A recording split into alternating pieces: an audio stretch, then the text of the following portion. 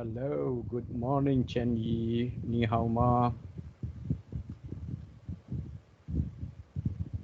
Hello, hello, hello, hello. I'm fine.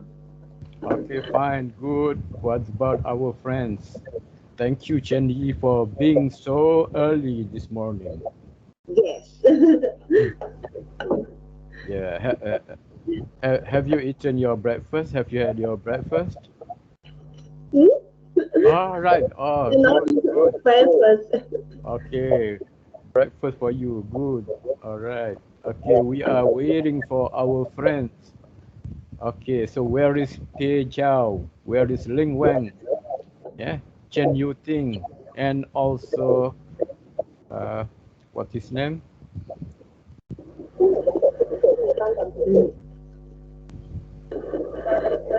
Okay, all right. Anyway, I'm gonna start now. I think we don't have to wait.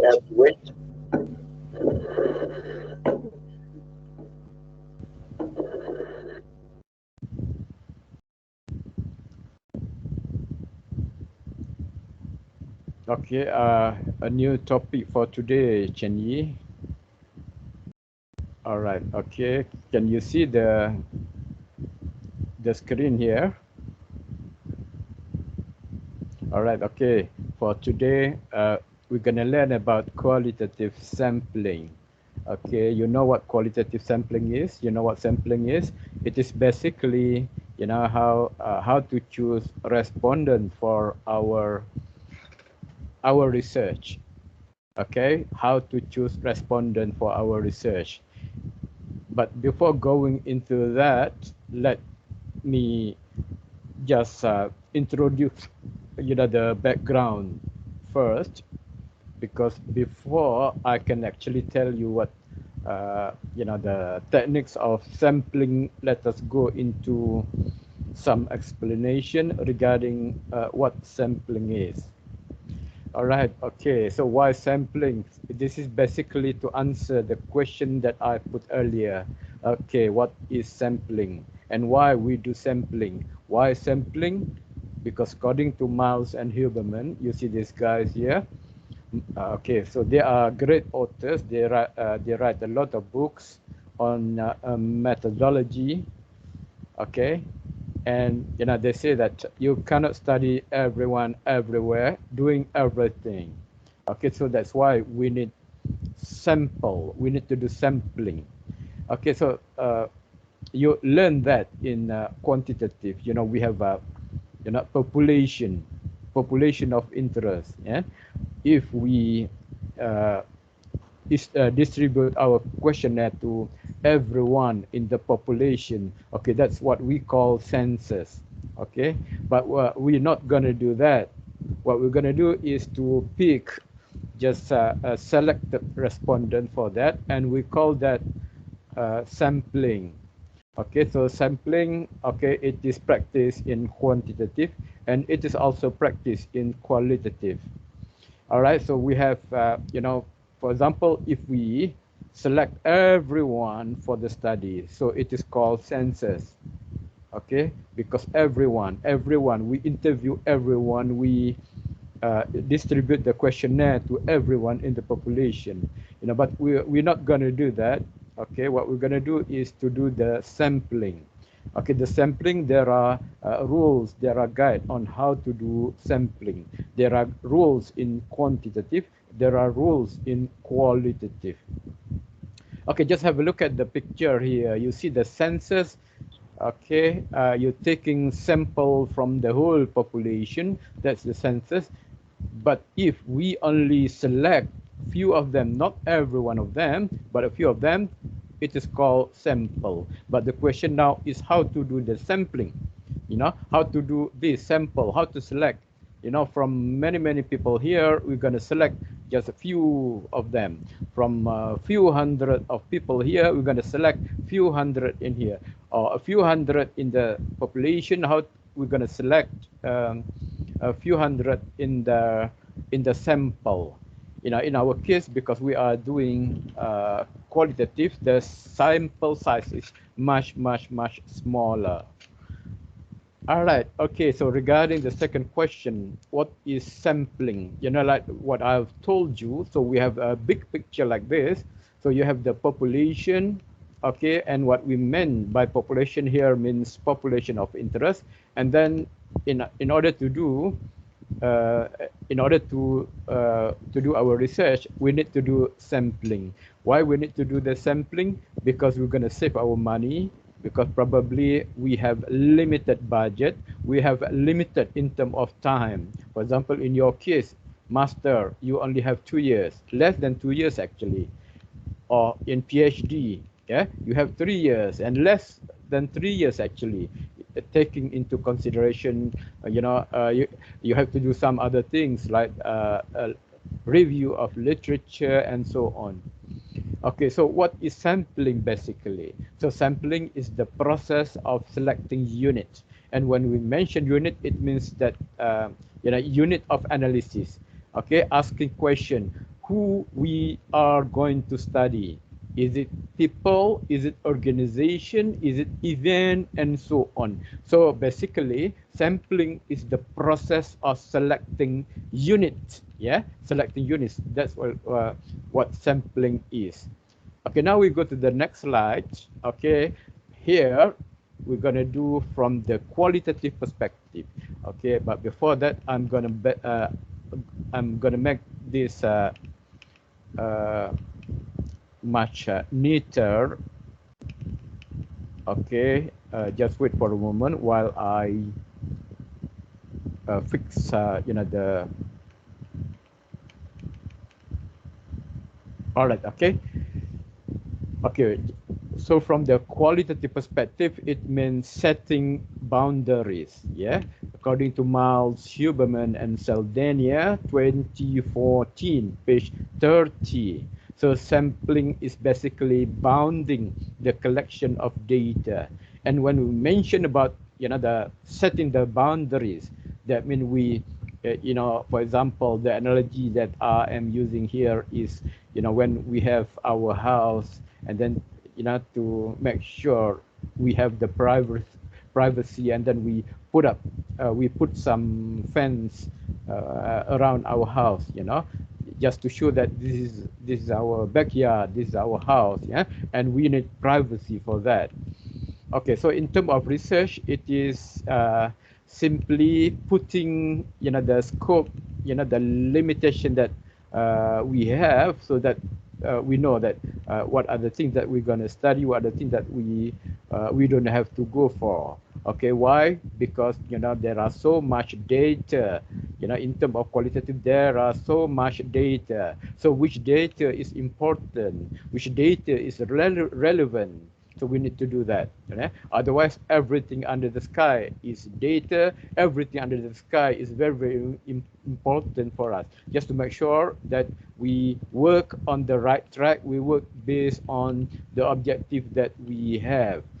Why? Because objective, research objective, they are very, very important. Okay, so we just do our work, okay, doing the research based on the objective that we have drafted, the objective that we have set, at the beginning of our research journey.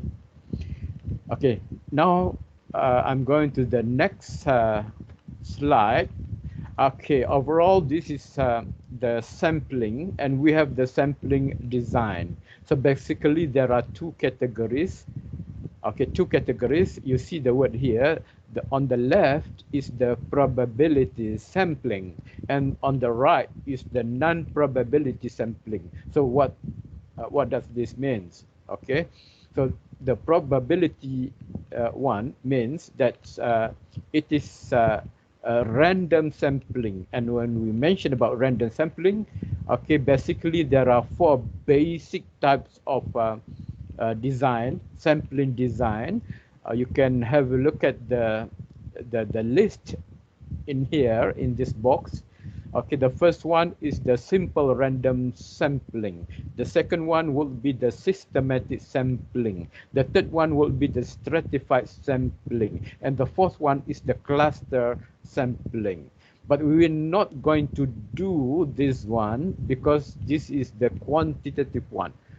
Okay, so what we're going to do is on the right one, which is the non-probability sampling. Okay, uh, okay, here is 4, and 4, the number 4 is not sacred because it is actually more than 4 designs. So we just need to mention this 4 just to make you familiar with the qualitative research. Okay, I'm gonna read, the list of the non-probability sampling. Non-probability sampling means non-random. That means you don't have to pick a number from a hat. What you have to do is to choose carefully. Probably you have some criteria, and then you choose your respondent based on the criteria. Probably you work based on recommendation. Okay, recommendation by other respondents. Okay, or the information from the gatekeepers. The gatekeepers will give you list of names, people you can interview because they are suitable, they are relevant to your research question. So I'm going to read the list in the sampling for the qualitative one, which is on the right. Okay, you see the non-probability sampling in the box with a blue background. Okay, so we have first is the convenience sampling. Okay, convenience sampling, and the second one is the judgment sampling, and the third one is the quota sampling, and the fourth one is the snowball sampling. Okay, so why is it called snowball sampling? Okay, wait for the. Okay, you just need to wait for the explanation. It is actually an analogy. Okay, in Malaysia we don't have any snow. Okay, but in China you do have the snow. Okay, there are some. Okay, there is an interesting analogy to that. Okay, so I'm not going to explain now, but we have to wait until we mention or we discuss about snowball sampling. Okay, next.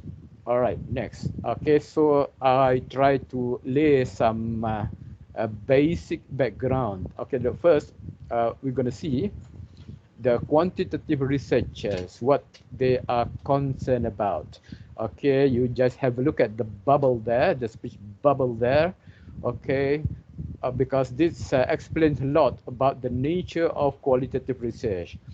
Okay, and here the first person, he said that I want to know what causes something else. So that's the qualitative. To know what causes what. Okay, so that is the nature of quantitative research. And then we go to the second one. I really spend a lot of time wondering how to measure things. See, the measurement, like what we discussed last time in the past few lectures. The quantitative people, they are very much like to quantify almost everything. So research is about measurement. Okay, now we go to this next one, which is, this person said, I wonder how small patterns generalize to big patterns. Okay, see, like what we discussed about sampling. We have thousands of population, but we are not going to select every one of them. We are not going to distribute to every one of them. We are not going to interview every one of them. We just pick a few, and then we can, after we get the result, okay, we can conclude and we can generalize to everyone in the population. Okay, so that's what sampling is according to quantitative. Okay, let's have a look at the next one. Okay, you see this person number 4 in here. Okay, she said that I want to make sure others can repeat my findings. So that's also the quantitative research. So that means whenever you write an article, whenever you report your findings, write it clearly and tell readers that this is the step that you have taken in order to get the result. So that's what the quantitative research is. Now we're going to go to the qualitative one. Okay, you see there. Okay, this is actually the nature of qualitative.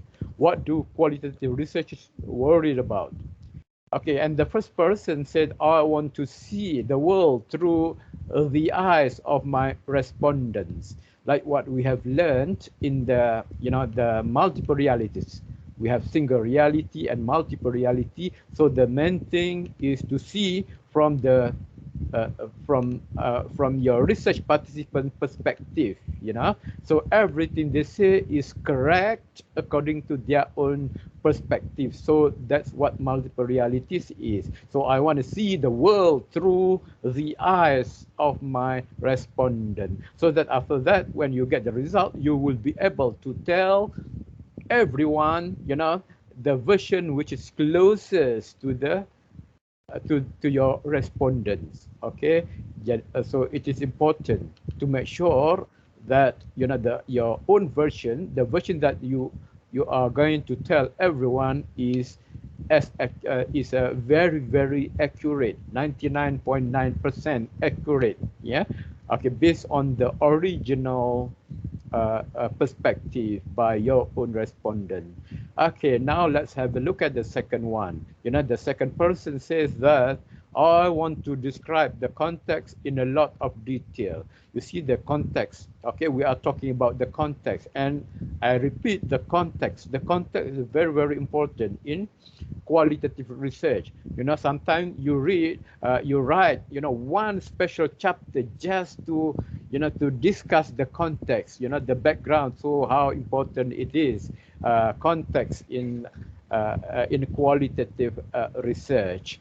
Okay, and then the third person said, I want to show how social change occurs. I'm interested in how things come to be. See, what we concern about is to see the change, how the changes happen and how does it affect people around us. Okay, so in order to do that, we need to do interview. So we interview people, ask questions, basic question, and then the probing question, so that we can tell others, and our, whenever we tell others, what we have, the information that we have is complete, like, what have been told by the respondents.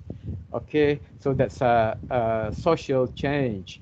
Okay, now we go to the next one. Okay, the first person said, I really want my research approach to be flexible and able to change. Okay, you can see, if if we learn about, uh, the conceptual framework for qualitative research is a bit different from the quantitative research. Why? Because in qualitative research, the framework is evolving. In quantitative research, if you have conducted the literature review, and then you have drafted your own conceptual framework, and then that's it, so you are done, so you don't have to worry about it uh, anymore. But in qualitative research, it is a really dynamic, it is really flexible. The conceptual approach is very flexible. Okay, so when you do your literature review, you have drafted your own conceptual approach, and after that, when you go to the field and collect some data, okay, you still can change your conceptual framework. Okay, so it is flexible and able to change. All right, okay, now let, let's have a look at, so we are talking about sampling in here, and this information is very relevant to us. Okay, so the difference between the quantitative and the qualitative, quant versus qual. Okay, in terms of generalization, as you can see from here, it is, the things that the quantitative people really want, because the nature of their research is to generalize, from the small sample, from the a portion of the population, they will be able to generalize to the whole population.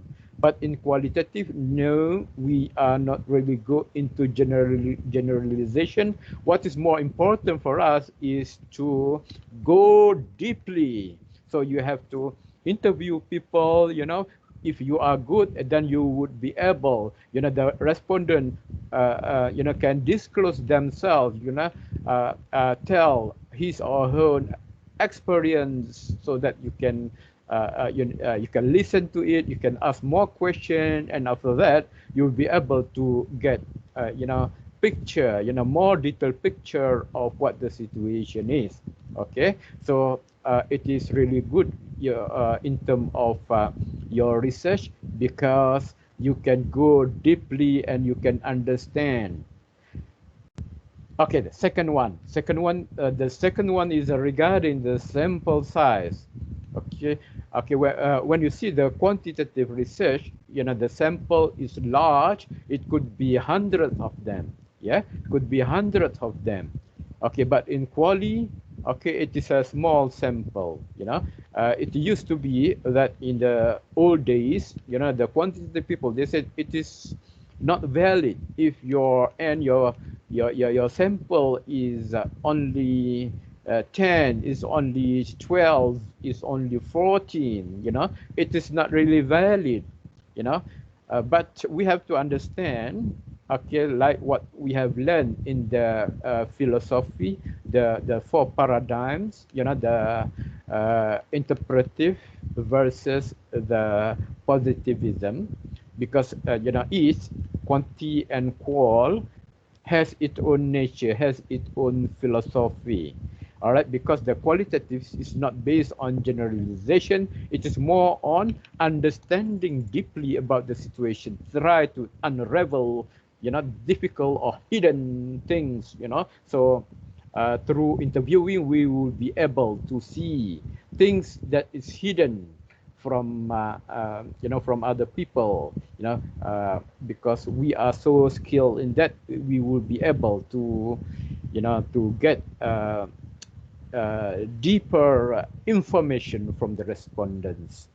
Okay, so number three, okay, I have partly explained when we mentioned about generalization.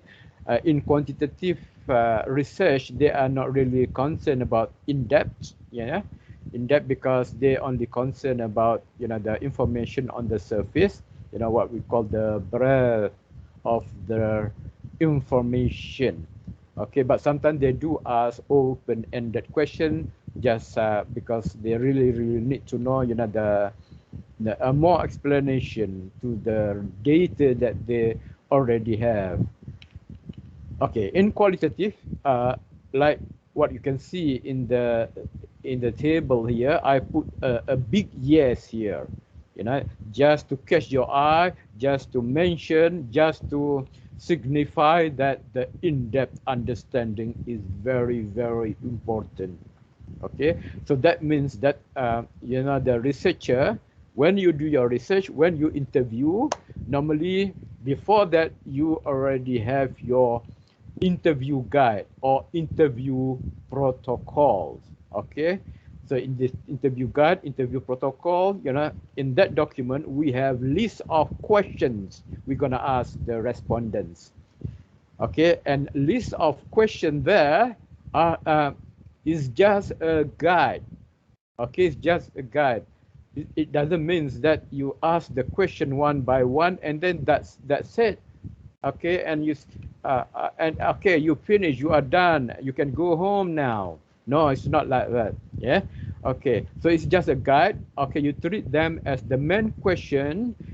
After the respondent or the research participant start answering or responding to your question, you as a researcher, because you need to have what's the term, flexibility, the flexiness.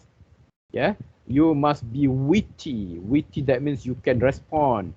Okay, you can relate to other things, so whenever there are information, there are information coming from the respondent's mouth, you start to identify the keywords, the important keyword, and from there you straight away ask, and you know how to ask question in order to get more information. So you try to ask questions like to ask for clarification, to ask, for example, to confirm, the understanding that you already have, things like that. Okay, so the answer is yes. For qualitative research, the in-depth understanding is very, very important. Okay, now we go to the next slide. I think we have already mentioned about this. Okay, because there are some curiosity, there is some suspicion why the qualitative research, the sample size is so small.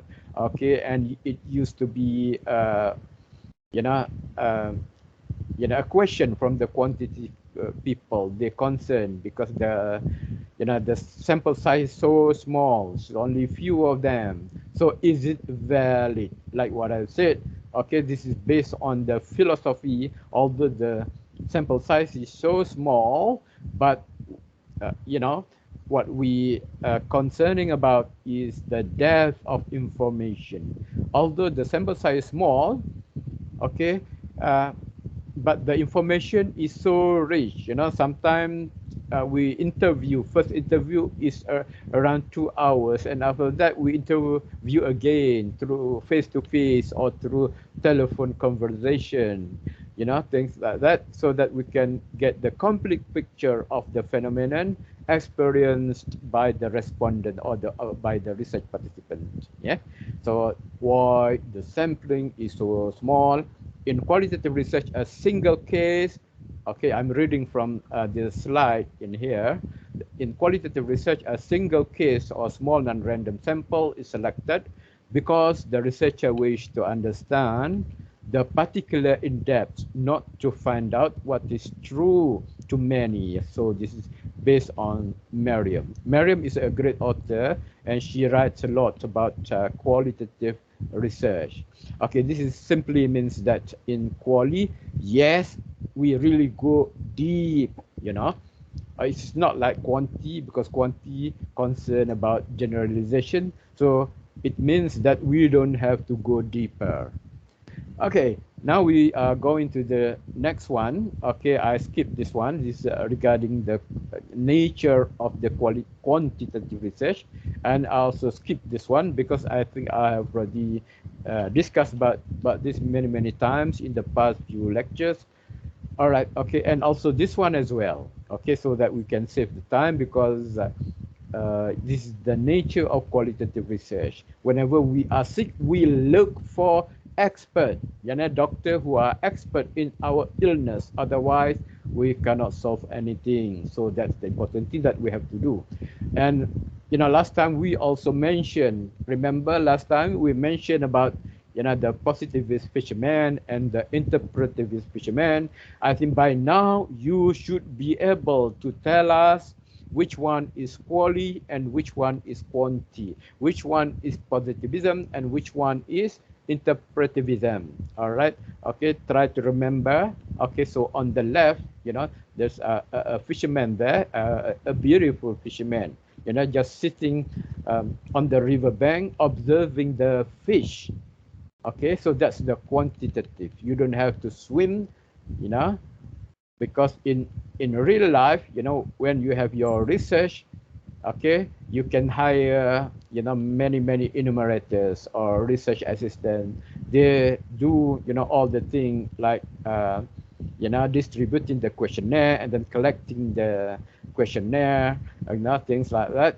But for the qualitative research, just have a look at the right picture there. You see the respondent, the researcher, uh, okay, jump into the water and swim with the fish. Okay, this is the analogy. So whenever you are researching something about your research participant, it is important to have the intimate understanding.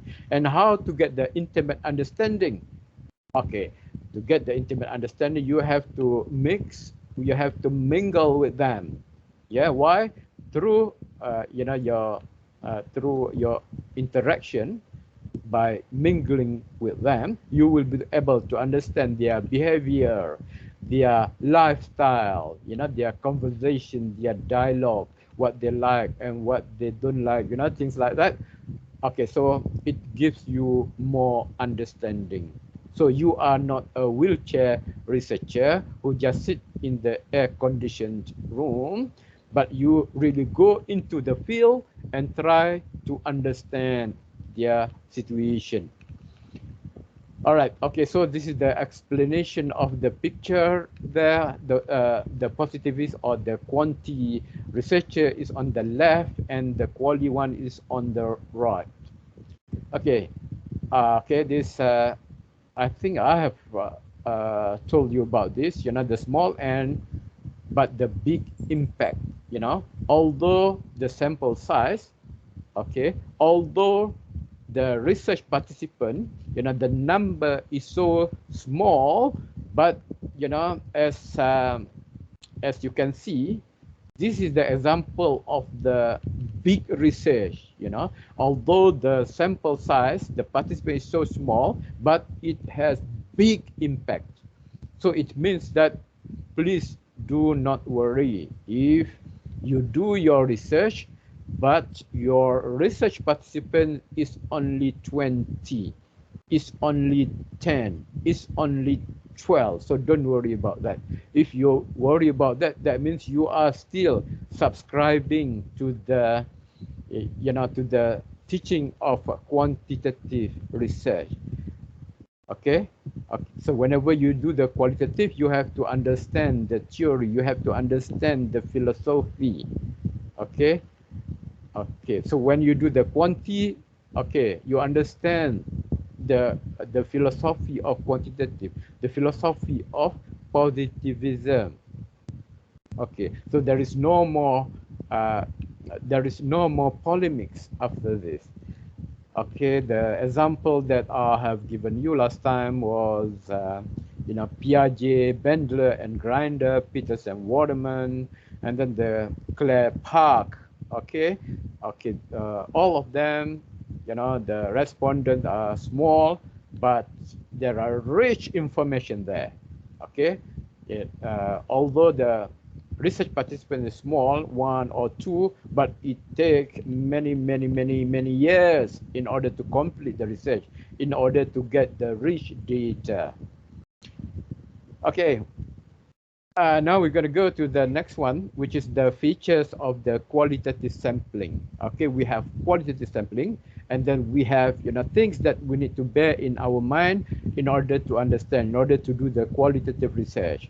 Okay, number one is, in qualitative research, work with a small sample of people. Okay, you can see from what I have written there. Okay, I just purposely put the word small in a very small font size. Okay, just to show you, yeah, you don't have to work with a big sample size, yeah, because what is more important is to get the richer data, to get the thicker data. Okay, number two, it is the data collection. Okay, the sampling, it is purposive rather than random. Okay, random is the nature of the quantitative, but in qualitative, so you really have to go for the purposive. So that means whenever you pick your respondent, whenever you pick your research participants, you really have something in your mind, the criteria, the purpose, why you choose them. There must be some purpose in there. Okay. Okay, number three, not wholly pre-specified, but can evolve once fieldwork begins. The qualitative research is so much flexible, so that means that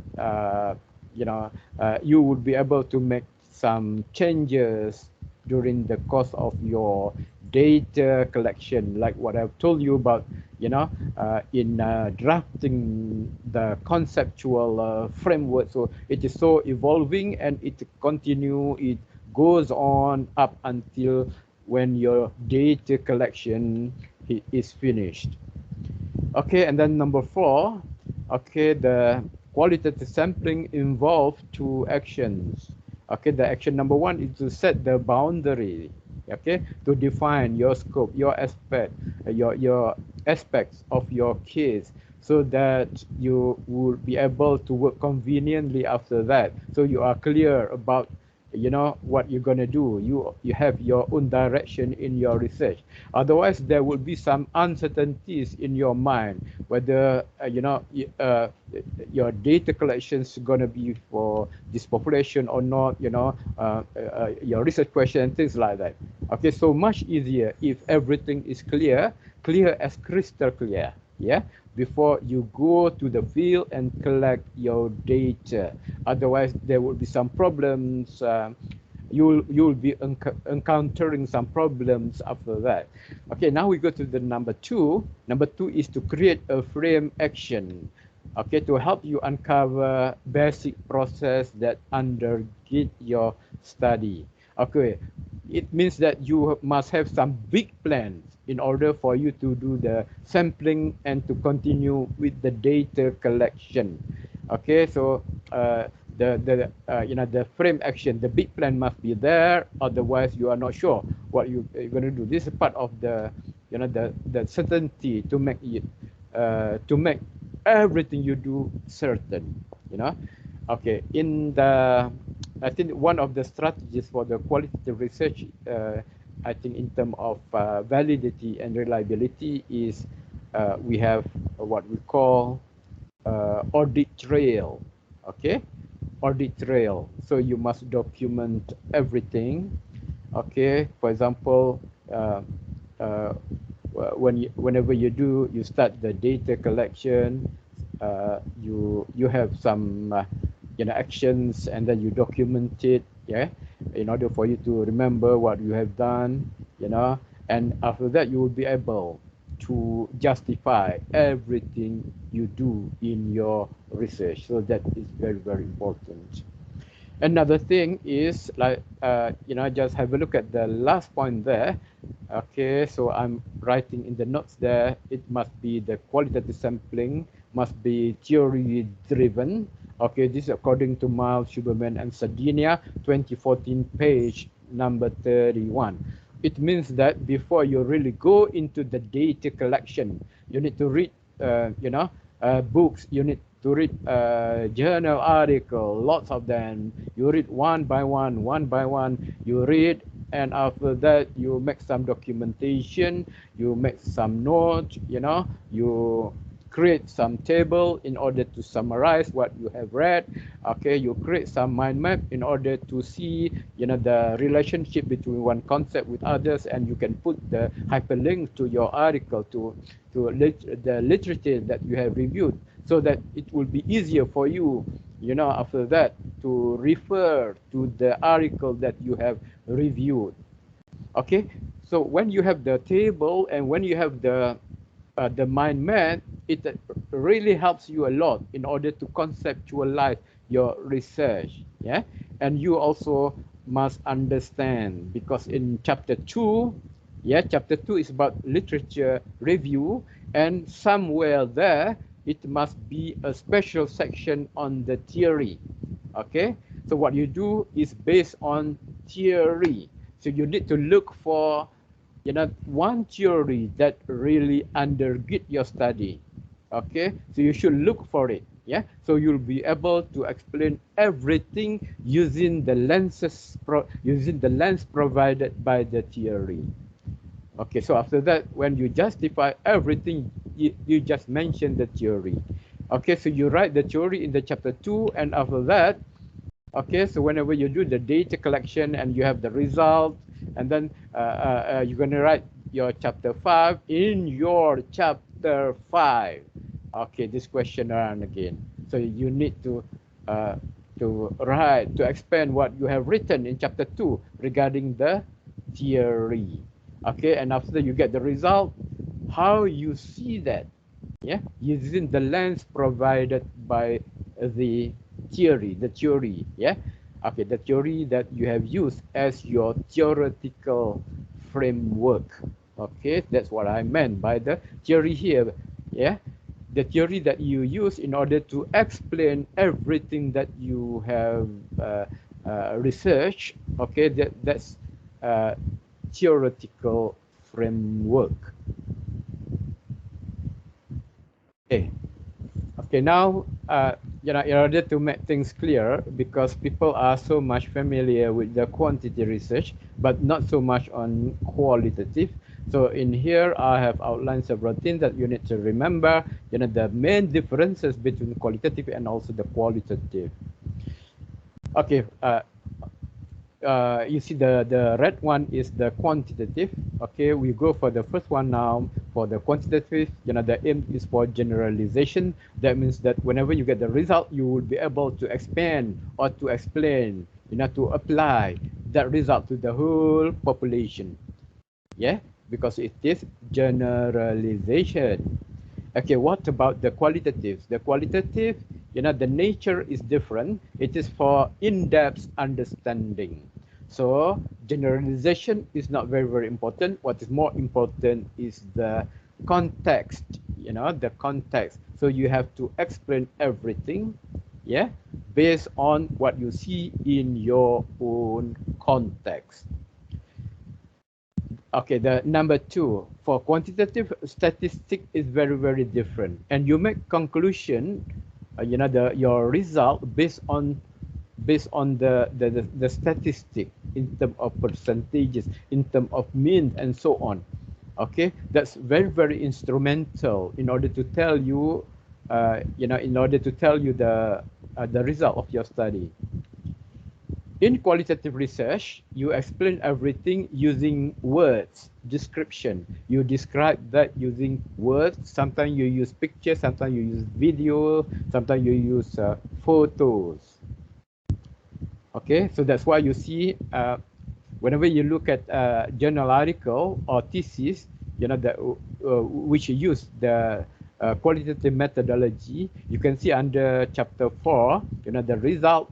Okay, the result, whenever you have the themes and it is supported, the themes are supported by selected quotation. Okay, selected quotation. The quotation is very, very important in order to support, the theme that you have generated in your findings. Okay, so we have in quanti we have numbers, figures, statistics. In quali we have words to explain. Okay, we have quotation. We put in terms of quotation. Okay, what about the difference number 3? As you can see here, it's regarding the number of respondents. Okay, for the quanti, it depends on the statistical rule on generalization. So whenever first you have to identify, the population, the total population, how many of them, and from there you can refer to some references, for example, Crouchy and Morgan, in order to see the appropriate sample size for that one. Okay, and after that you can collect data based on that recommendation. What about the qualitative one? The qualitative one, the number of informant or the number of research participants depends on the recurrence of themes. Yeah, and actually we don't know. At the beginning of the study, we don't know before we conduct our study the actual number. So what we have to do is keep on interviewing people until there is no more new themes emerge. Okay, so that's the explanation for the qualitative study.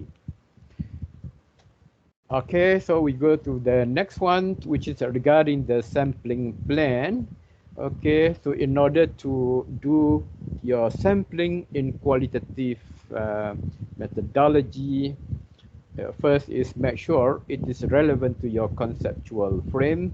Okay, you must have look at your conceptual framework first and see whether the sampling plan is compatible to that. The second one is, the sampling plan. Okay, you can pursue with that if you see the presence of the phenomenon.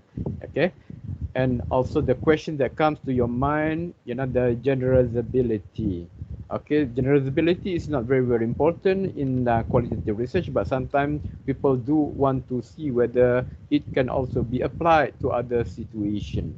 Okay, we have an explanation to that, although it is not really important to generalize, but you can generalize. But it is up to the user, yeah, to to generalize and to apply and to see for himself, how relevant the findings are. Okay, number 4 is the description and explanation. Whether the description provided by the respondents are true to real life. Okay, so you can see that one as well. And in order to make sure this happens, we have several strategies, validity and reliability strategies in qualitative research in order to see this, So we're going to discuss about that later in the validity and reliability topic. Okay. Okay, now we do not want to discuss yet, otherwise it will overshadow our the core topic for this morning. And then number 5, for the sampling plan, it is also important to see the feasibility of the study.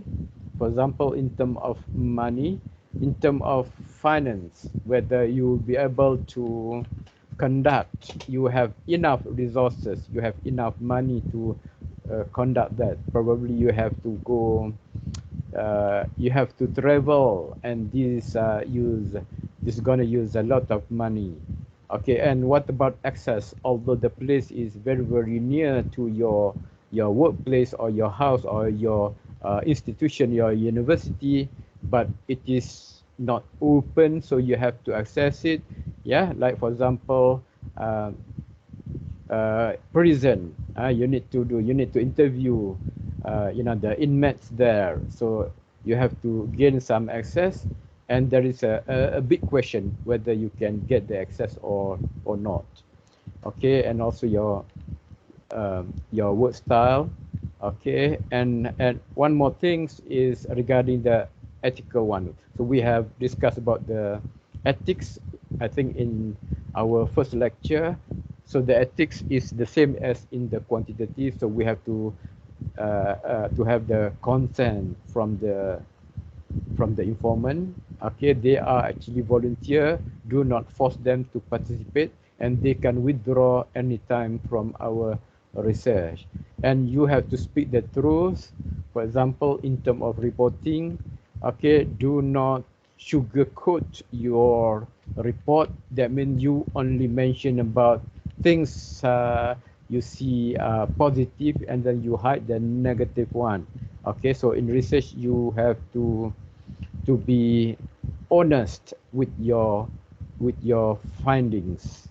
Okay, and also big issue regarding the plagiarism, because we mentioned this many times, and it is really important for us, not to plagiarize, because it is actually a big sin in academic, a big sin to plagiarize. So what is plagiarism? When you copy the work of others and you put as your own work, without any acknowledgement, without any citation, without any references. So that's what we call plagiarism. Yeah. So how dangerous plagiarism is? If you get a doctor, okay, so you can be expelled from the university. If you are minister, if you are big people in your country, okay, so you will be fired. Okay, at least 3 ministers, I think at least 3 ministers, they got fired from their job because of plagiarism. So they did the plagiarism when they study in their PhD study, but later, several years after that, people found out that what they have in their thesis were plagiarized from others. Okay, so they got fired, like what happened to some ministers in German, in I think in Taiwan, in Korea, and so on. Yeah, so it happens in many countries. We are going into the breakout room, but before that, there's some more things that we need to learn about. Okay, Okay, as you can see from the slide here, example of type of sampling used in qualitative research. Okay, let's have a look at the first one. The first one, we have the typical sampling. It should reflect any person, situation, or existence of phenomenon of interest. After that, I'm going to ask you to, there will be one group to do the typical sampling and get some information. And after that, after the breakout room, I'm going to ask, you to explain what is typical sampling. Okay, the next one is the unique sampling. Okay, so I'd like to highlight the word unique here. So the uniqueness here is highlighted. So the unique sampling is based on unique, typical, or rare attribute. You see that word rare? Okay, so that's unique sampling. And then we have maximum variation. Okay, the widest possible range of the characteristic of interest for the study. So that means in order to study, we have to identify the patterns. For example, we can see in terms of class, we have middle class, we have middle class, we have the top class, and we have the lower class. We have B40 and so on. B40 is the bottom 40% in terms of in terms of their economic situation. Okay, or probably in terms of gender, so you have male, you have female, or probably in terms of whether they live in urban or rural areas, and there are also semi-urban areas, or probably some other thing in terms of ethnicity. Yeah, in terms of ethnicity, whether you are Malay, whether you are Thai, whether you are Chinese, whether you are Indian, whether you are Kadazan, whether you are Iban, whether you are Filipinos, and so on. All right, okay, okay, there's another one. Okay, this is also quite popular. Okay, the Snowball, the chain or network sampling. Okay, asking, the first participant to recommend other participants. And it is also interesting to know this beautiful analogy about snowball. Yeah, okay, but for the explanation, I think I'm going to explain it later. So whoever's supposed to do the snowball sampling, okay, you can seek some information later.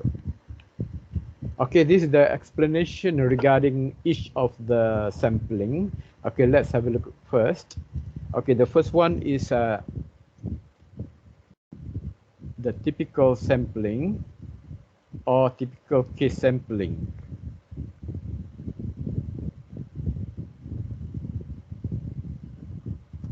Yes. All right. Okay. So typical sampling illustrate or highlight what is typical. Okay. You see this. The other one has the letter A before T, so it is the opposite meaning. Yeah. So this one is typical, normal, and average. All right, okay. The case is specifically selected because it is not in any way atypical. You see, typical, atypical. Okay, so this, the opposite meaning. It is extreme or deviance or intensely unusual. Okay, it's not normal. It is rare. Okay, this strategy is often used when the units of analysis are large. For example, in studies of villages in developing countries. Now, if you do qualitative, but the sample size are large, so we need to do this typical sampling.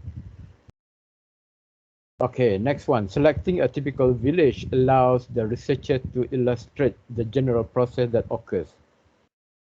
Okay, because we are researching about the village, there are many types of village, so we need to represent certain type of village. Yeah, okay, so we need to find the representatives to show the typicality of the situation of the village.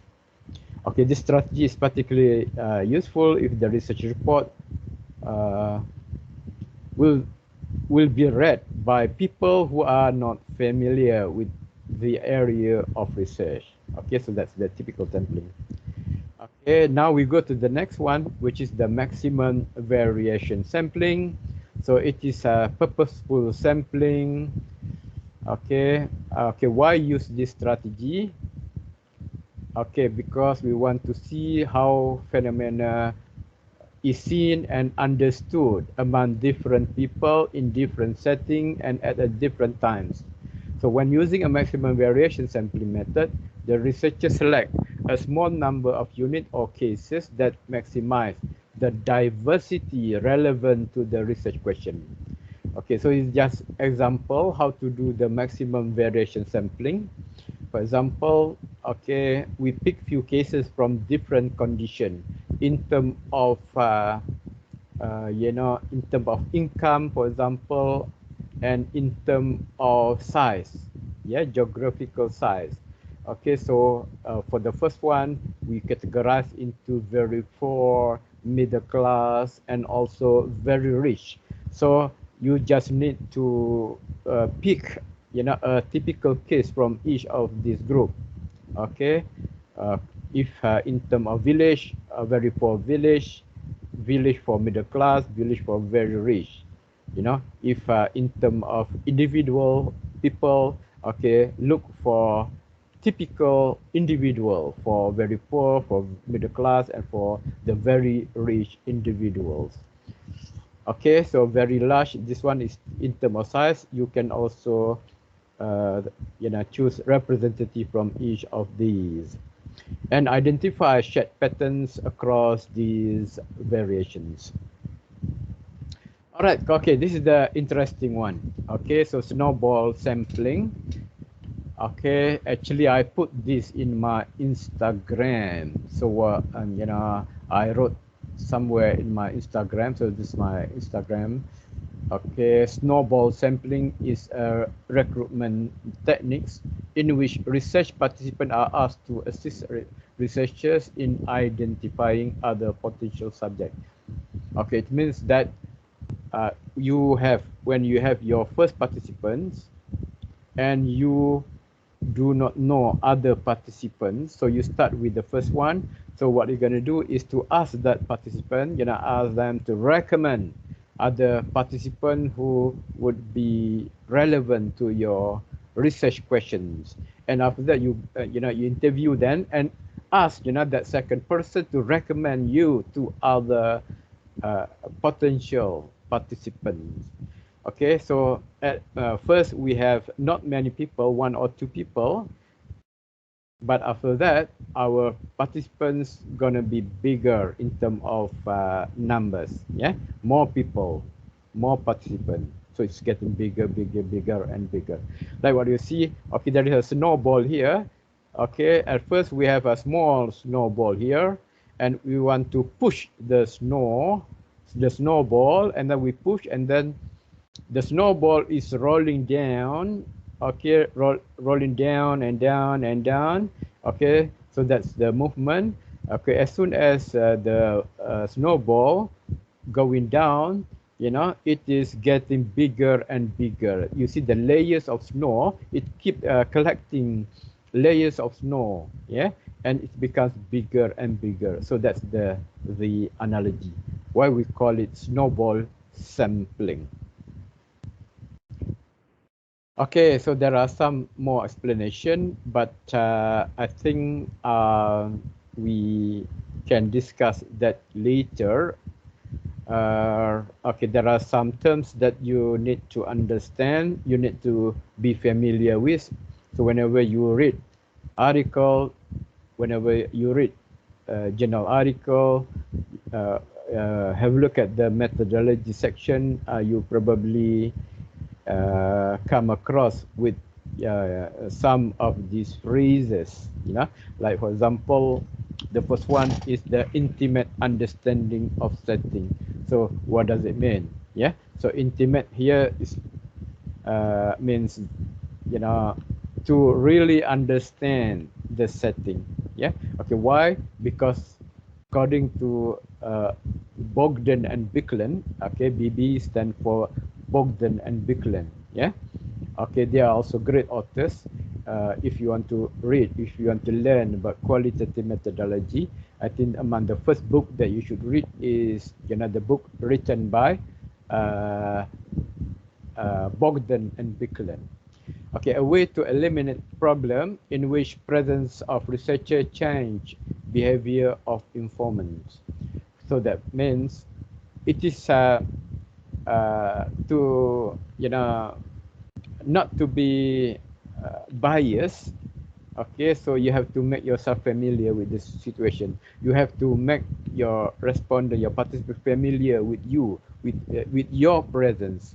Otherwise, you know, they are not comfortable, or probably they overdo things, you know, just to impress you how good they are. You know, like what happened in the Hawthorne effect. You know, so whenever researcher come to their factory, yeah, they work, you know, much better than their usual days, you know, because they know that, you know, they are being watched by other people, so they want to project good uh, image, good reputation.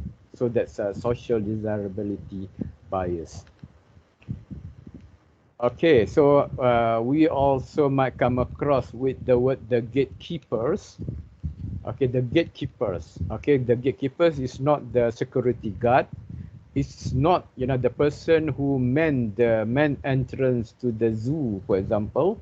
No, it means that the individual who have control to access. Okay, refers to individual who the researcher believes control the access to the setting and informants of the phenomenon under investigation. So depending on who they are, which group you're going to research, okay, okay, there must be a participant there. It could be a leader of that community, it could be a leader of that organization, and so on. Okay, next, the key informants. Who are key informants? Okay, informants, okay, they are very important informants. They they are well informed, they are accessible, they can provide leads to other information. Okay, that's what key informant is. Right, okay. Okay, whenever explaining about, you know, the number, how many participants we're going to interview, okay, and I have responded by saying that, you know, we keep interviewing until there is no new themes emerged, and we call that the point of saturation. Okay, so what is saturation? Saturation is the point in data collection when no new or relevant information emerge. Okay, why? Because you will be wasting your time if you continue. Okay, you see, this is the number of interviews, and this is the saturation point. Okay, at first we got tons of new details, a lot of new information, and after that we soon we're going to achieve this point of saturation. Okay, no more new information. So if you just keep interviewing, okay, it will be wasting your time because there are no new information emerge. So you need to stop. Yeah, but sometimes for the first few participants, you need to interview one or two just to make sure that there is no more information emerged. Right, so this is basically uh, try to uh, uh,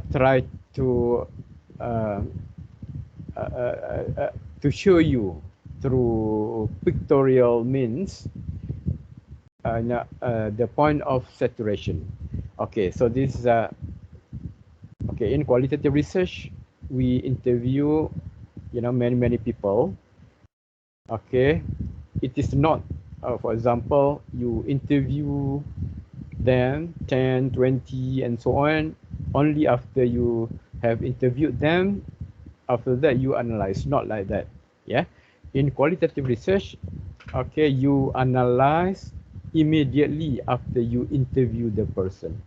So you get something like this. You will be able to make comparison the team that you have from for each of the informants.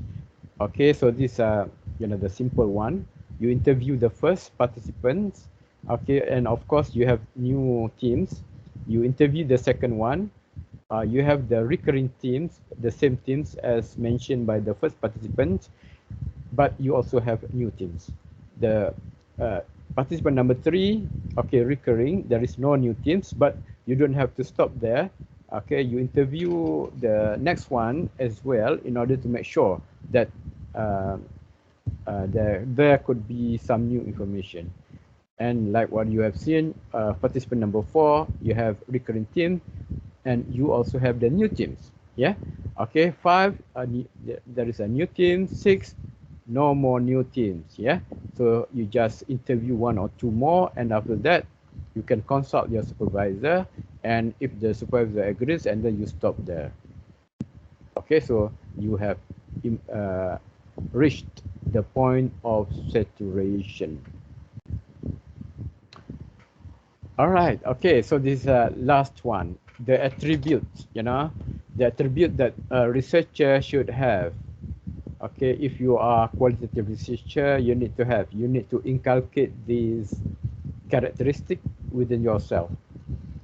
Okay. First is tolerance for ambiguity, because there are many ambiguities, there are many uncertainties. So you just need to be patient in order for you to see in more clearer view. So this is normal in the situation.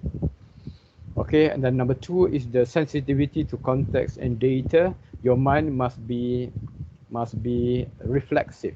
Yeah, your mind must be able to connect the data that you have with theories, with some concept, with some theories, with the major findings of other research and so on. Okay, that's what sensitivity means. You also uh, uh, must be able to capture, meaningful, for example, meaningful words, body language, things displayed by the informant. Sometimes it is not the spoken word, but through the intonation, through the selection of lexicon, through the selection of the word, through other things. Okay. Why? Because sometimes you need to understand the context. Okay, in Malaysia, for example, in a traditional village, you can see whenever a mom want to scold, the children. For example, the children uh, wants to climb the tree, and it is very, very dangerous. Yeah. So what the mom told, the child is, please climb, go and climb it. Okay. Its actual meaning is don't climb. Okay, don't climb. Yeah. Okay, that's the actual meaning, which is really the opposite.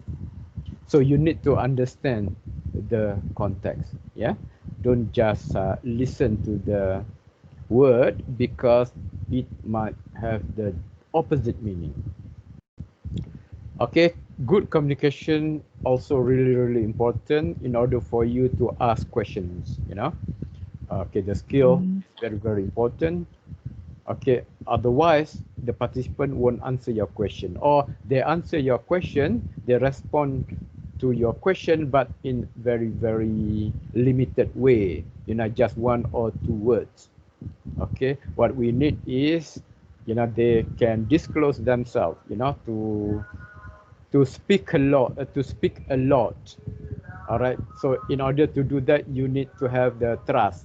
The participant need to trust you, and how to do that? That's also a big question. Yeah. Okay. So there must be some good strategies that you should have in order to win their heart and mind. Okay. Another thing is, according to Mason, you must be active and reflexive in the process of data generation.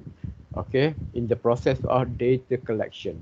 So you should be active, asking questions, asking probing question and so on. And also you try to relate, the things, the words you captured from the participant with some theories, try to relate with some literature, with some findings and so on. All right, okay. I think I'm gonna stop here after this. I'm gonna read, regarding the ethics, because when we do the sampling, some ethics involved. Yeah. Okay. First is the subject identity should be protected. So that means you don't write their names in the report. Okay. So you change the name, but you must maintain the, for example, the gender, the ethnicity, and so on. Yeah. Okay. Their identity must be protected so the information does not embarrass or harm them. Number two, treat subject with respect and seek their cooperation in the research. So respect them, okay, and ask for their cooperation. Do not force them. Okay, number three, negotiating permission to the study. You should make it clear to those with whom you negotiate what terms of agreements are, and you should abide by the contract. For example, you are allowed to interview them, but the boss of your respondent give you condition, for example, certain days, okay, certain time, okay, so you need to abide by the things that you already agreed with the gatekeeper. Okay, number four, tell the truth when you write up and report your findings. It means that do not sugarcoat your report. Sugarcoat means just tell the readers the nice things that happen in your research, the positive things. You don't mention about some other things, only the beautiful, the nice things only. Right, okay. Okay, after this we're going to have a discussion, but before that, because I keep on speaking much of the time, so I need to have some rest. So we're going to have a 10-minute rest, and after that we go into the breakout room to discuss, and after that we're going to have the open forum. So in order to discuss, there is a questions. Okay, so we have four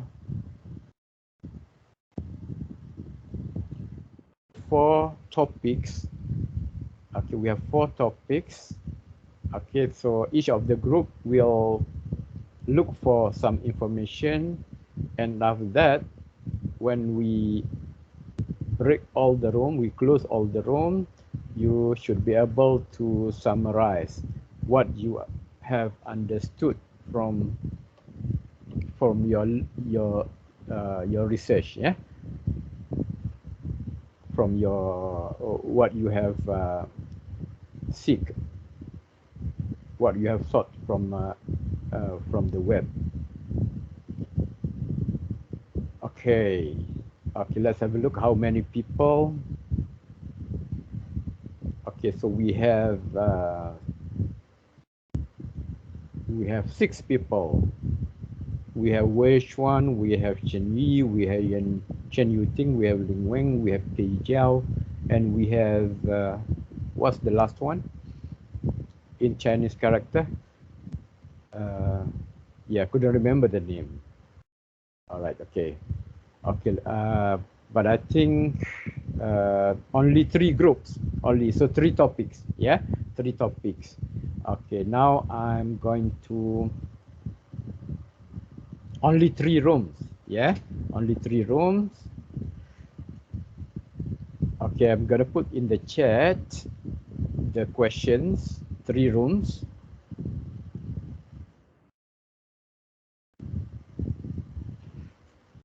All right. Can you see the image in the chat room?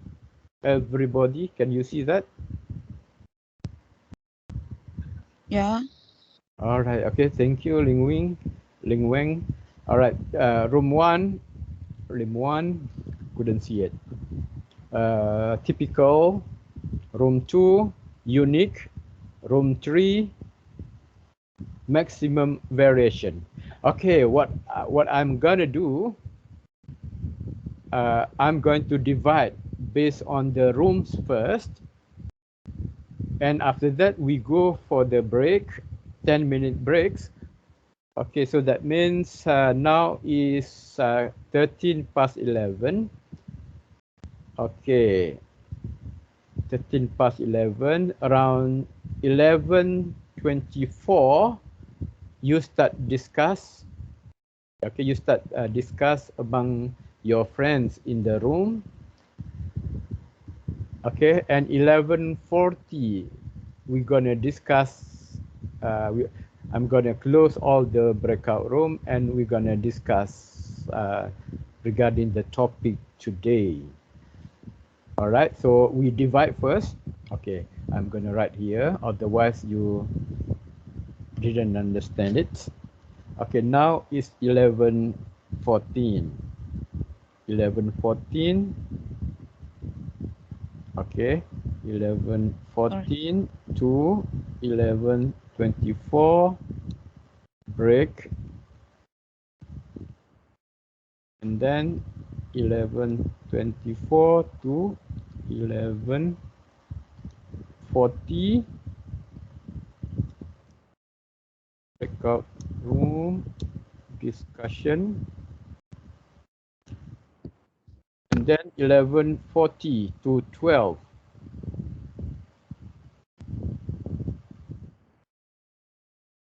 p.m. Open discussion, open forum. That means we discuss in the main room. All right. Okay. So that's in the chat. All right. Okay. So let me divide into 3 rooms first. Okay. It is random, so you cannot choose. It is random, so you just discuss 3 rooms. Okay. So Sorry, sir. Are we going to discuss those two topics later? okay. Okay. You discuss. Okay. Now take a break. 11:24. You discuss with your friends in the breakout room. Okay. Okay. Okay, in 10 minutes time, you discuss, all right? Okay, Okay. now I'm dividing you into groups, 3 groups. Okay, so it is random. Okay, so you can start discussing around 11:24. Okay, so you've been divided now. Just to make it easy, okay, around 11:24, you go to the room and discuss with your friends. Yes, we already have the rooms. Okay, we already have the room. Okay, now I open the room. Okay, so whenever you go to the room, you can have a break first. I mean, you can have a rest 10 minutes, and after that you can start discuss at 11:24. All right, see you again at 11:40.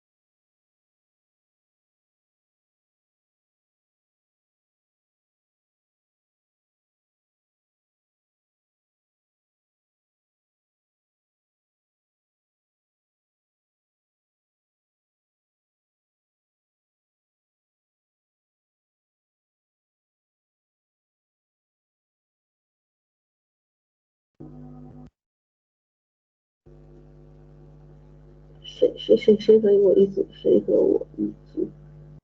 一组的啊？谁和我一组的？我的天哪！哇，room 1，哎，我在room 1，哎，有人跟我一组吗？我在1号房，有谁和我一组吗？哎，这个2号房是怎么进去的呀？你这是几号房啊？你在我这房间啊，我是1号房。2号房在哪里呀？我不知道。我的天，我不知道，真不知道。我也是稀里糊涂进了个2号房，没有人跟我一组。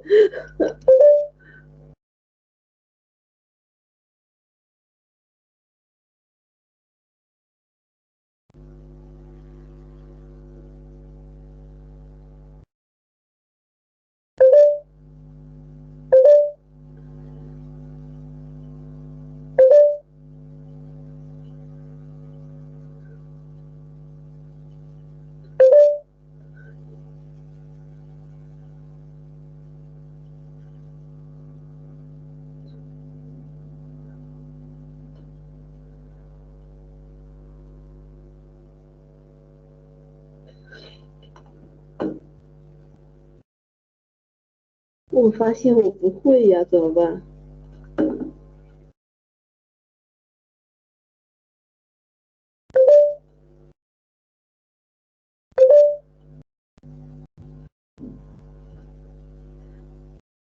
干脆直接打个微信语音得了。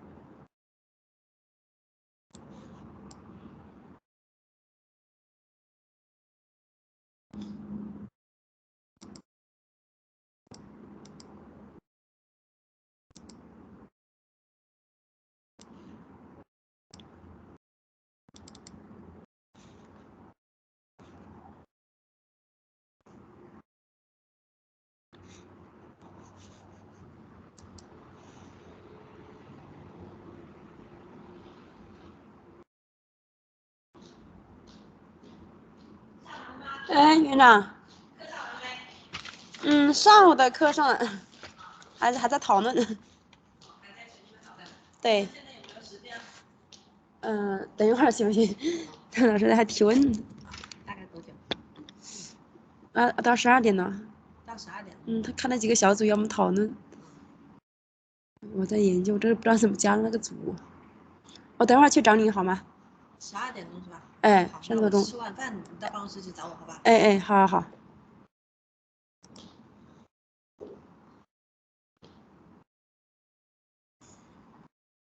那是个翻译。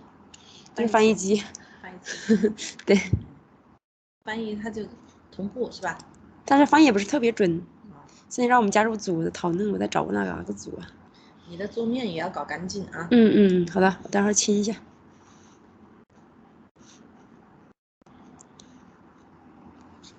这个电脑歪的。我没动过它，反正。到时候我把它弄一下。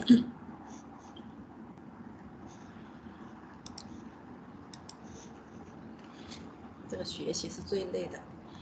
哎，这绞尽脑汁的。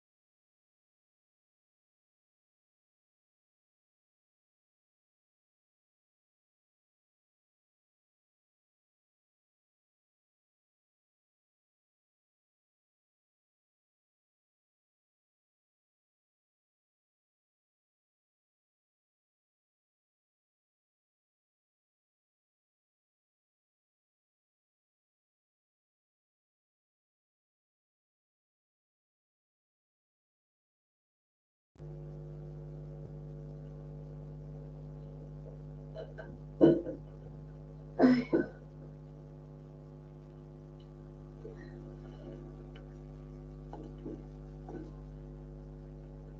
哎呀。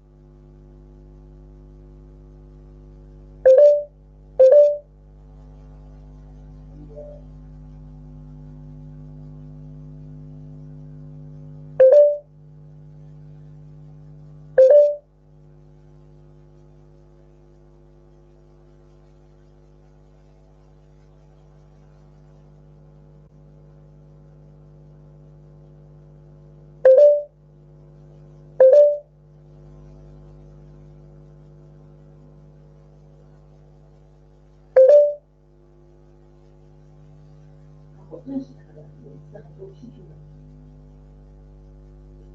然后他有点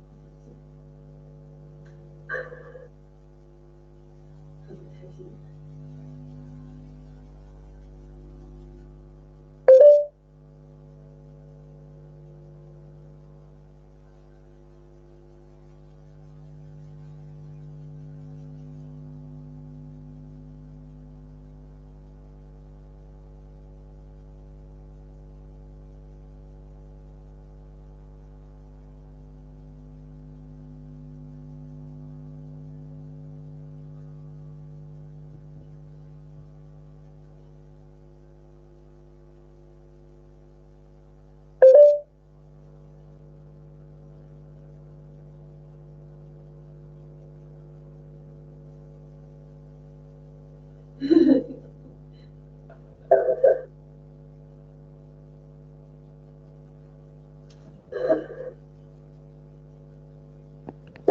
好的，那我也只能让他我这么可以。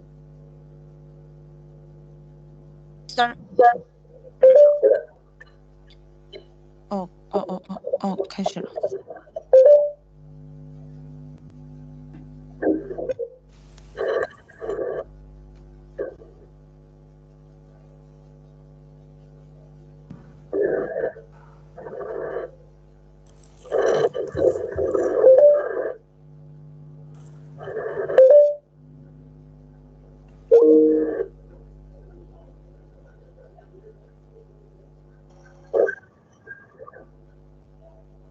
All right, everyone. Let's go back to the main room, and you are in main room right now. All right, okay, please open your camera so that we can discuss, the three questions there. So we're gonna take just a few minutes to discuss, and we are hoping to finish by 12 o'clock, probably a little bit late, yeah, 5 past, 10 past, and so on. Okay, let's straight to the question number 1. Okay, so where is the question? So the question is on the, yeah, typical sampling. Typical sampling. Yeah. Okay. Yeah. Who are in room number 1? You remember who are in room number 1? Typical sampling. Room number 1 is Chen Yi. Yes. Okay, Chen Yi and Chen Yu Ting. Okay, Chen Yi is smiling, so probably she has a lot of information and want to tell us about what she understands by typical sampling. All right, now I'd like to invite, both of you, Chen Yi and Chen Yu Ting, to, to present what you have, for our discussion. Okay.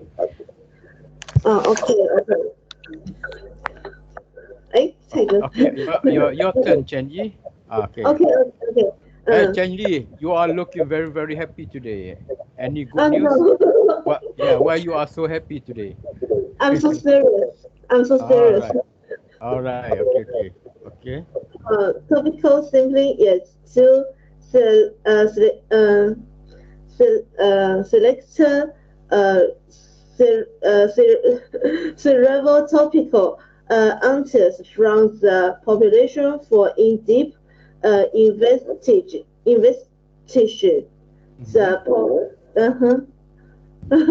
Okay, continue. Okay. My English not so good, so maybe you can know my means. Yes, all right. So, We can understand you. Chen Yi, we the can understand you. okay.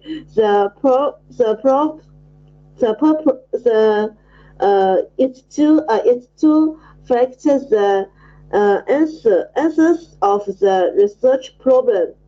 Mhm. He is qualitative and requires in deep understanding. No big date.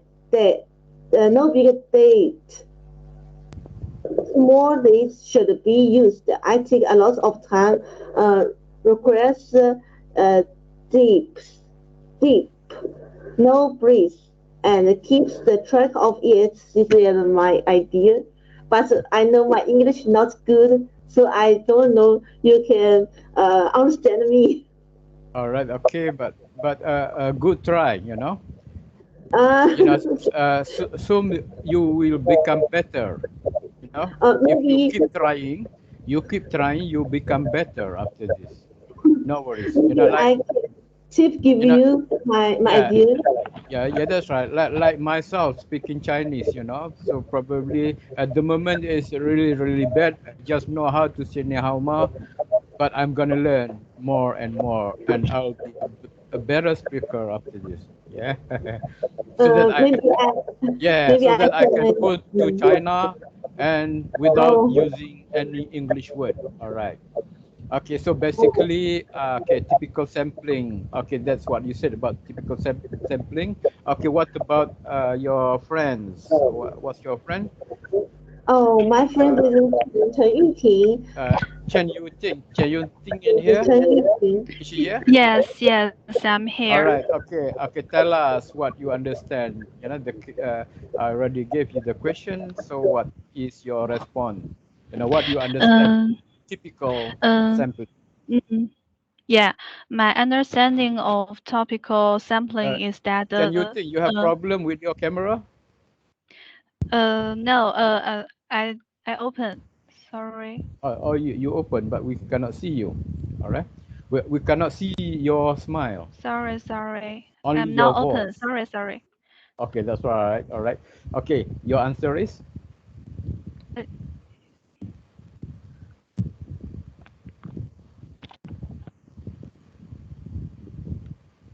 Now you see. Okay, I only see Can you hear Chen. me? Yes, I can.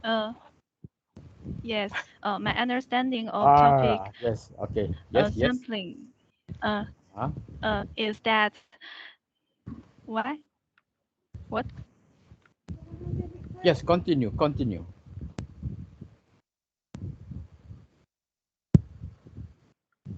That the percent the level of master overall units. We should conduct independent research with a purpose, but we don't need to large sample size to formally sampling frame. Topic sampling is an dependent and detailed invertigence based on the new situation and the problems of flexible practice plans. For example, if we want to know the income of migrant workers, you can use topical spelling.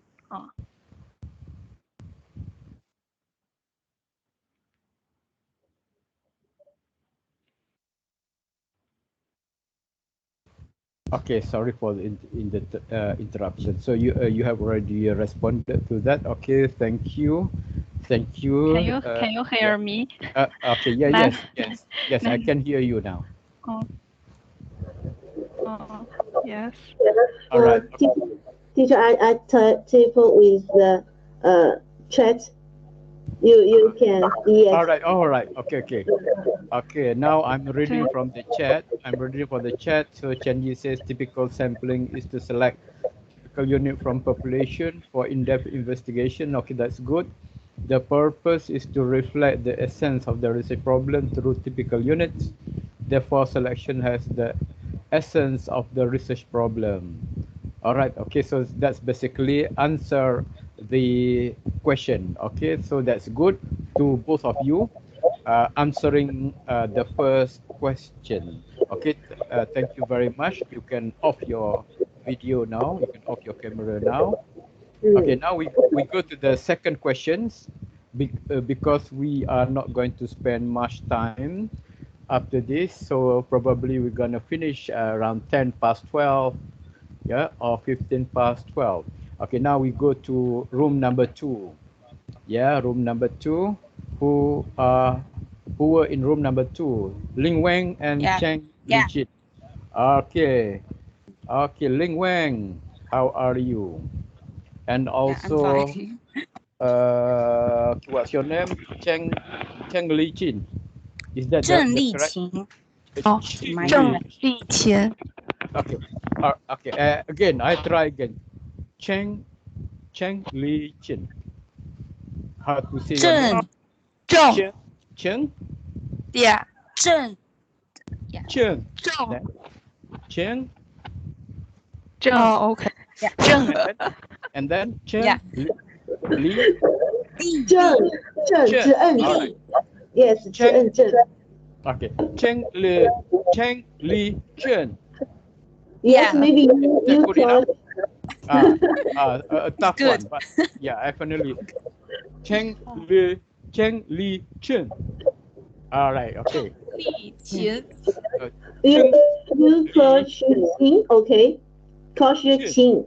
Qing, Yes. yes, okay. Which one is Ching? Ching. Qing. Qing is she's The name. first one is Ching. First one is Zhi and Zhen. Okay. Ching I'm sorry, Li I'm Chen. changing name.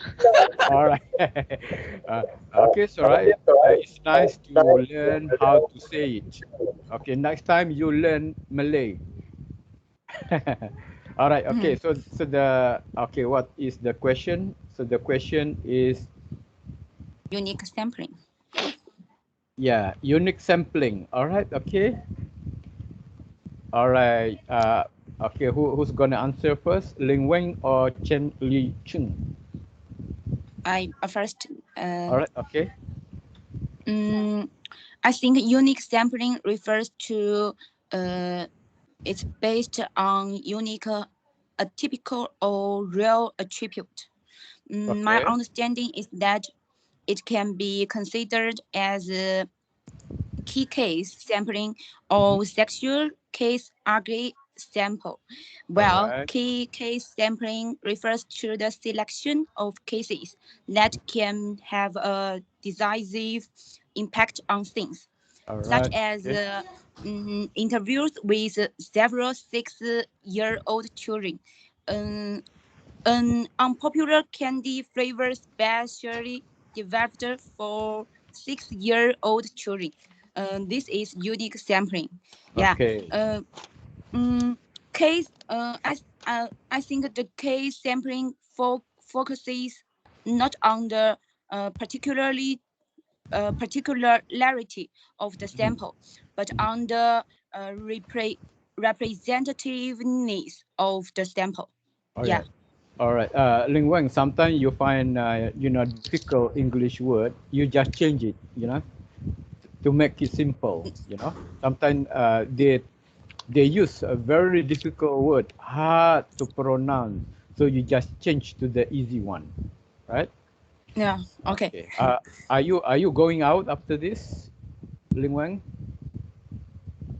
Oh, what? Are you going out after this? Yeah. Because I see you are wearing a cap, ready to go. Yeah. Is it sunny in China right now? Yeah. Is it hot? All right. So that's why you are wearing a blue cap. All right. Okay. What about Li Cheng Li Cheng? All right. Zheng Li Qing.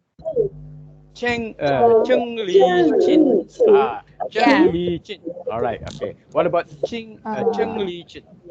Yeah, 那个 I'm sorry, sir. 那个 Okay, that's all right. That's all right. I still need to think about it. I sometimes. I'm sorry. Sorry. Yeah. What was your answer? You gonna answer that later or?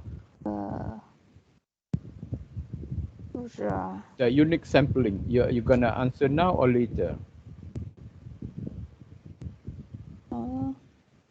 Yeah. Give me sometimes. All right. Okay. That's right. I'm Okay, sorry. yeah. You can answer that in the Telegram chat, right? Yeah. Yeah. Okay. Share.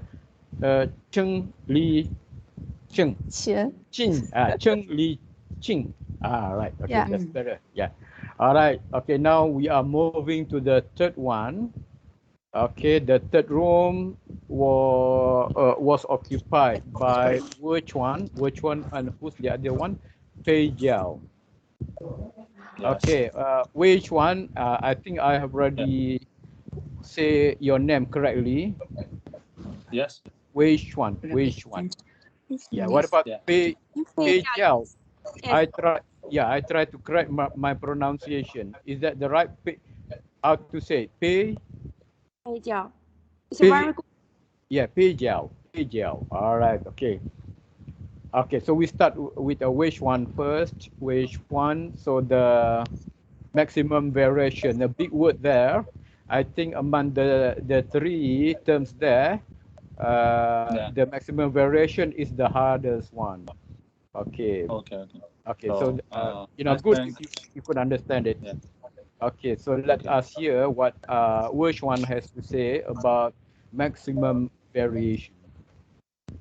Okay, so I think the goal with the maximum variation is to gain understanding of a certain topic from a wide variety of angles. That means I can get more views from many topics, and I can analyze a topic from many different standpoints. So for a simple example. So if I want to understand the public's option about television shows, so I will organize 4 groups of the people. The first group is a group of extremely young people, but they are very poor.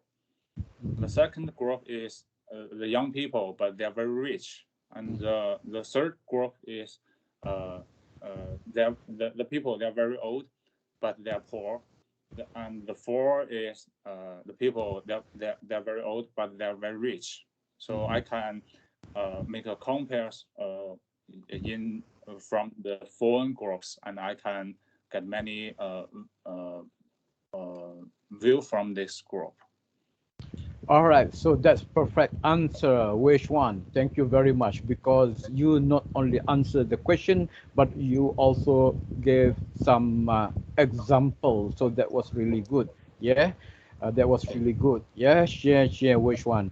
Okay, now let's hear Pei Jiao. Pei Jiao, are you here? Okay, anything you'd like to share with us? For example, the example of maximum variation or any explanation about maximum variation. Yeah, I'm afraid I don't know if my point of view is correct. Mm-hmm. You have problem with your camera or? My computer video is broken. I think Oh, all right. Sorry. Okay, that's all right. As long as your heart is not broken. What we study is the All right. Okay. variation. The maximum variation is control the Okay. All right. maximum Okay. variation. So as for a conclusion, for example, TFA. Mm-hmm. Okay, Pei Jiao, because there is a audio problem, we cannot really hear your voice. I think it is better for you to write in the chat.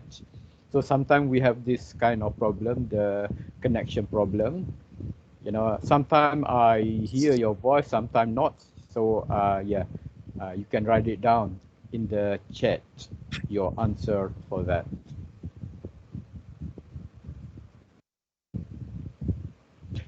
All right. Okay. Are you writing in the chat? I write it in the Telegram. Oh, Telegram. All right. Okay, that's really good. Okay. Um, so everyone here.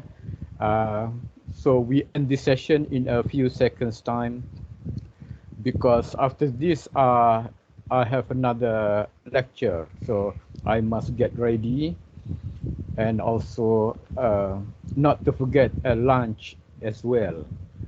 All right, so for that, let us conclude our session today. And thank you, yeah, everyone. Okay, see you again next week. Okay, bye-bye. See you. Okay, bye. Okay, you can, there is a registration form, attendance form, you can fill in, yeah? Just go to the MS Teams and fill in the form there. All right, everyone, see you later next week. Okay. Bye-bye. Bye. Bye bye.